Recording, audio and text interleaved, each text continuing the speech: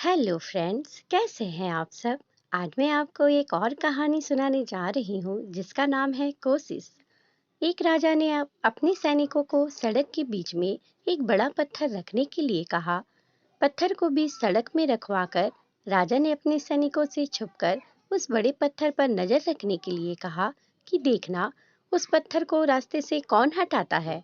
लोग उस जगह पर आते और जाते रहे, लेकिन किसी ने भी उस पत्थर को रास्ते से हटाने की कोशिश नहीं की।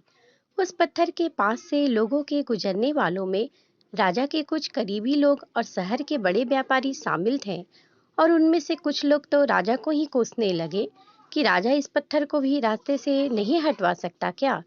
लेकिन किसी ने भी उस पत्थर को रास्ते से हटाने का प्रयास नहीं किया, और ऐसा काफी दिनों तक चलता रहा। एक दिन एक किसान अपनी सब्जियों के साथ उधर से गुजर रहा था। उसने बड़े पत्थर को रास्ते में पड़े देखा और सोचा कि सबको इस पत्थर की वजह से कितनी तकलीफ हो रही है। उसने अपनी मजबूत लाठी से उस पत्थर को एक तरफ ढकलने की कोशिश शुरू कर दी।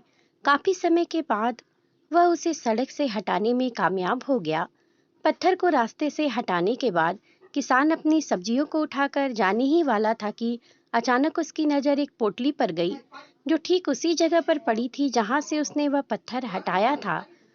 उसने पोटली को खोलकर देखा तो उसमें सोने के कई सिक्के थे, और उन सिक्कों के साथ राजा का एक संदेश भी था, जिसमें लिखा था कि ये सोने के सिक्के उसके लिए हैं जो इस पत्थर को रास्ते से हटाएगा।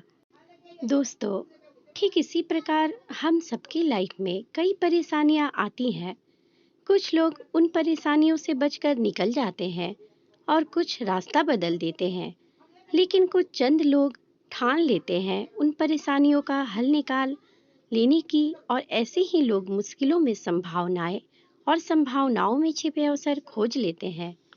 इस कहानी से हमें यही सीख मिलती है कि मजबूत इरादे और नेक दिल के साथ किए गए कोशिशों के परिणाम हमेशा ही अच्छे आते हैं।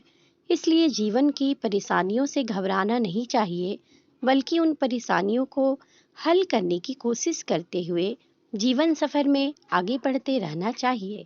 धन्यवाद। तो फ्रेंड्स, कैसी लगी आपको मेरी ये कहानी। अगर आपको मेरी ये कहानी पसंद आई है तो प्लीज़ चैनल को लाइक करें, शेयर करें, कमेंट करें और सब्सक्राइब करें, ताकि हम और अच्छी अच्छी और नई नई कहानियाँ आपके लिए ला सकें। Thank you friends.